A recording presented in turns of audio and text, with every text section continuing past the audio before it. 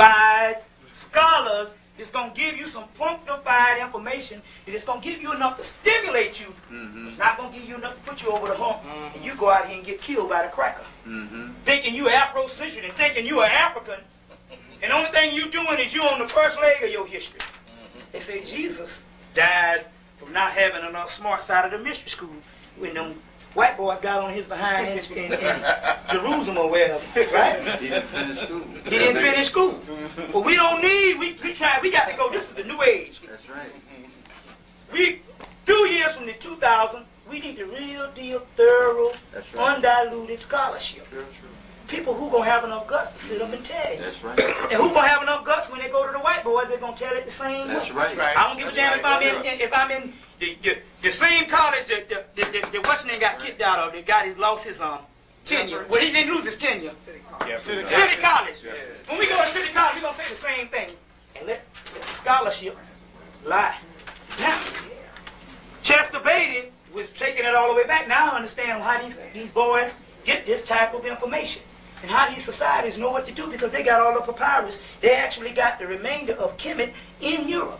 Even here you tell you, when you go to Kemet, you go to the large tombs and it's a miraculous experience. We need to go. But he said all the stuff is over in Europe. The real knowledge that they took out of there 140, 50 years ago, maybe 200 years ago. You understand? Now, Chester Beatty, in a book called The Gate Dreams. Dreams is very important, and gates don't mean nothing but the gates, the levels of the astral plane you go into, either when you're dreaming, either when you astral project, or either when you die and you go to other levels, the heavenly realm. This is what all this is, and you got to get through these gates. So he said gate dreams. We got a book called Egyptian Heaven and Hell, commonly known as the Book of Gates. It's talking about that. By Buzz, you get it for $5.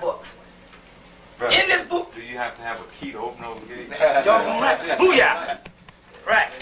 And we ain't talking about the kind of key that open them kind of gates that we were talking about a few minutes ago. We talking about that off right there. Key of life. Tree of life, key of life. Funny. Look. Yeah, let me get on with it. The Gate Dreams. Now this is Chester Beatty, the same guy that wrote this papyrus. This is a piece of papyrus that he got from Kemet. And this is what it says. Now, going all the way back to Kemet, this is in some type of, I don't even think it would be a set typhon in practice. Don't necessarily have to be a set typhon in practice. It could be an Osirian practice, because at this point he's explaining the formula. He didn't say whether you could use it for good or bad.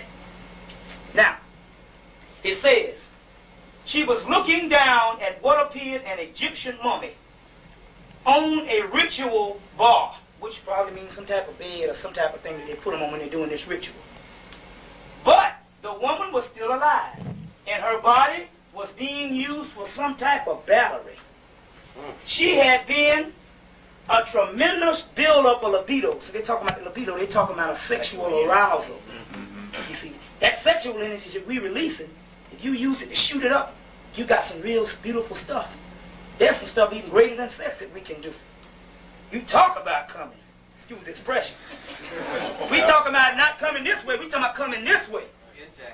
That's right. Woo! I like that.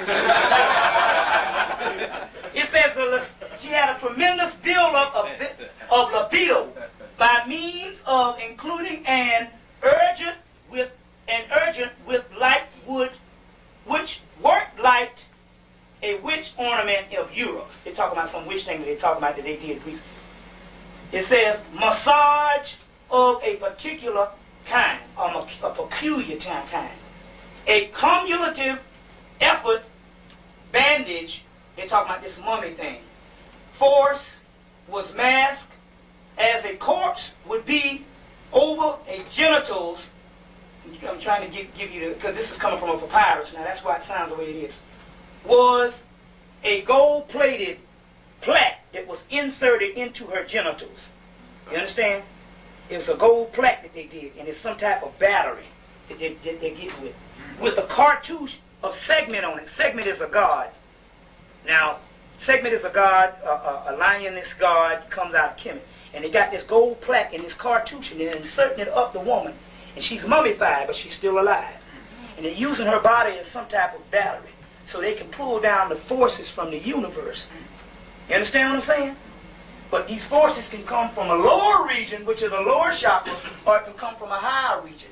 We having a child of Horus, we having a child of Set. You understand? Anyway, they say that this segment is a god that was one of the cults of the shadow. When they mean the cults of the shadow, they mean shadow mean black cults, and they talk about the Egyptian god. Basically, what they say. You know the same thing the UFOs when they abduct these white people who do. Yeah, they do all kinds. Yeah, right. I'm gonna get into that in the conclusion. Right. We same thing. Yeah. Now look, the climax of repulsive ritual release an accumulated energy, which, in such a way, was available for projection at will by the priest. What they mean is, whatever happens when they're doing this ritual with this woman, because the woman being the superior of humans, doggone that bull jive. That's what voodoo teaches. Right, voodoo. That's called, that's what the female genitals is called the ultimate truth. The ultimate truth, the woman is that the ultimate apex of the microcosm. She is your superior. Let's get it right.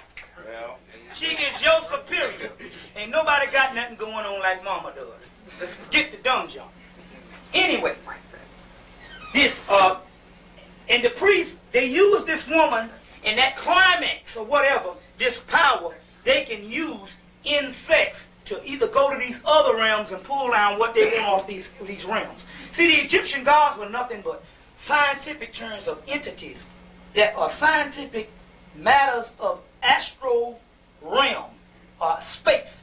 And they can, and you get your stuff from space by pulling it down and coming out that body of that woman, because the woman is the only thing that can produce a female organ or whatever. Now, so this is coming from the Chester Beatty Papyrus. So they're telling you in these things that they understand this sexual metaphysics, and we laughing at everybody who even claimed to even go into this about the white man was created.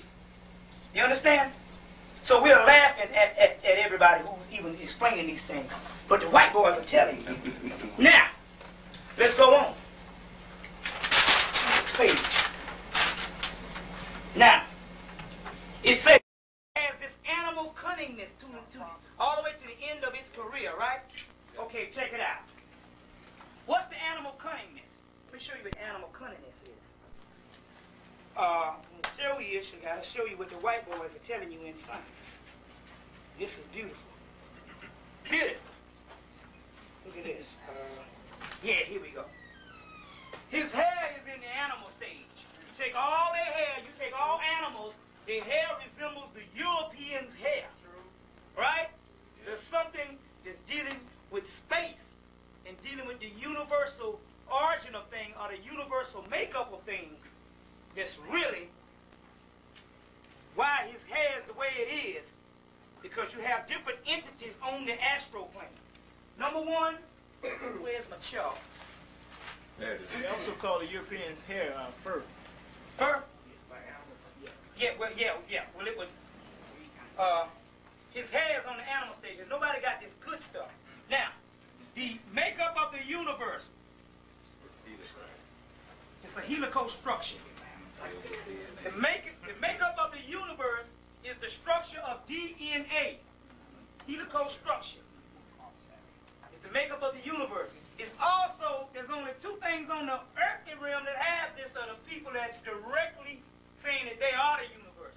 And that's us. This is the black people's hair. Yes. It's the same makeup of the universe. This is the spiral of the universe. In a book, Secrets of Illuminati by Elizabeth Van Buren. Okay? I told you, I get so spiritual, I start talking, Now look, this is the makeup of the universe, right? And it's also the makeup of the DNA. And up here is listed all the planets and all the stars. But when you put this, and this is one small part of the makeup of the universe. If you take this and put it into the whole universe, this is one part. Let's say, this is the universe. If you take a microscope and you shoot it down, it would look like this out of this. This is black people's hair when you look at it in a fro light. You understand? If you take that fro and pick one hair out, it's a spiral, it would look like this. You understand? This is the fro, which is black people's head, is nappy. And this is when you pop it and look, it's a spiral coil.